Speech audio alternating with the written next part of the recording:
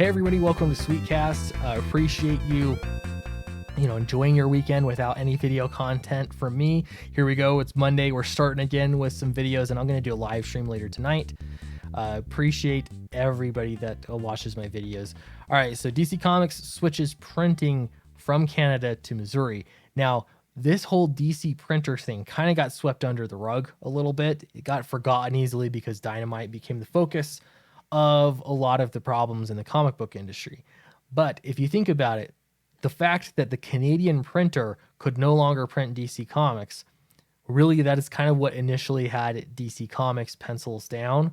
That's initially what sort of started a lot of these the conversations about hey, we ought to shut down, which is insane if you think about it, that a printing company is the one is the point of failure as far as that went. It was one of the blocks, one of the dominoes of many that fell over, but it was one of the earlier ones. So they're switching from the Canadian printer to a printer in the USA.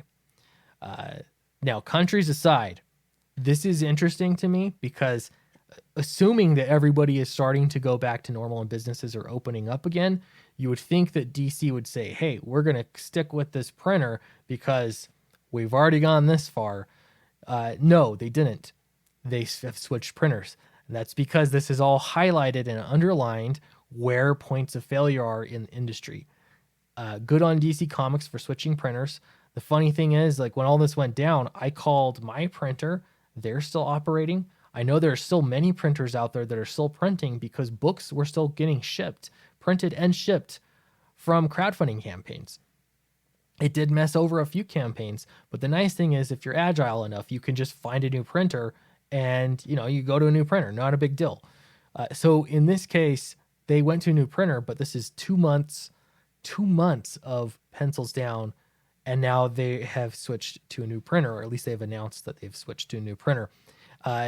So that's one of the points of failure. I don't want to get into this too much, but the other points of failure obviously have been distribution. I've talked at that ad nauseum.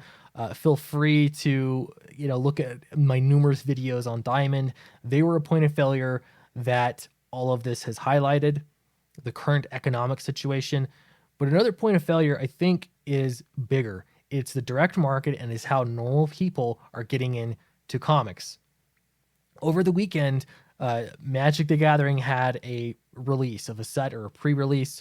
I went to that pre-release. I went to a game store and I had a pre-release, and it was the first normal feeling weekend that I've had in quite a while. It was a good time. I still didn't get any Andrew Huerta cards. He did like 3 cards in the set.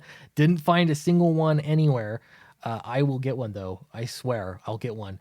But it was a lot of fun. For game stores, it was giving me a reason to get into their store and to sort of get back to normal and to sort of feed the desire to, want to play their game.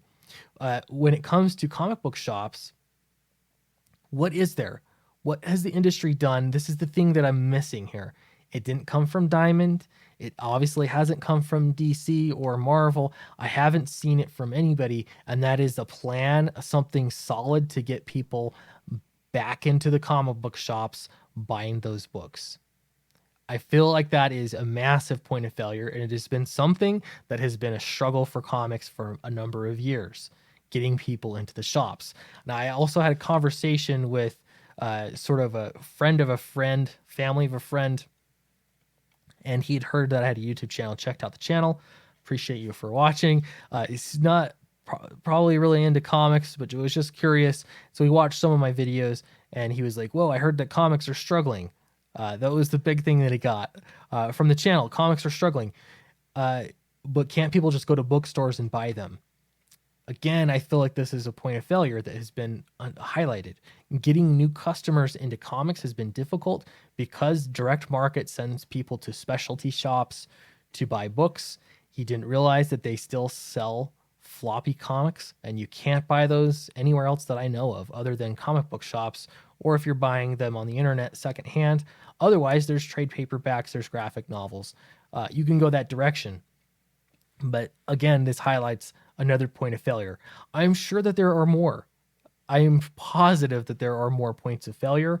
I could even go so far as to say that as some publishers are slimming down their lines out of necessity now, it kind of highlights the fact that they should have been slimming down their lines, the number of books that they're publishing a long time ago.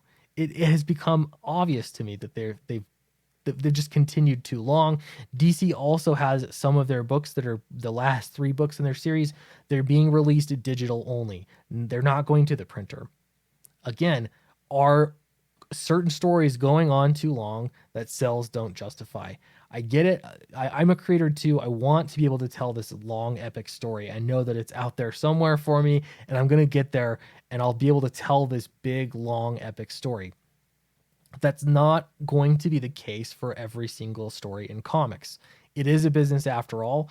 It has to make sense financially. Otherwise, people lose their jobs when something like this happens. Obviously, I don't think anyone could have anticipated the full on economic downturn everywhere. But in comics specifically, I think there could be so much more done to fix these weak points. And some of that's going to be happening naturally. Obviously, switching printers is a good idea. But yeah, I'd like to know what you think other points of failures that have been highlighted. I do want to be positive. I want to give, point out good things when they come. When they're not there, though, it's just better to be honest and address those things. So that's what you do here.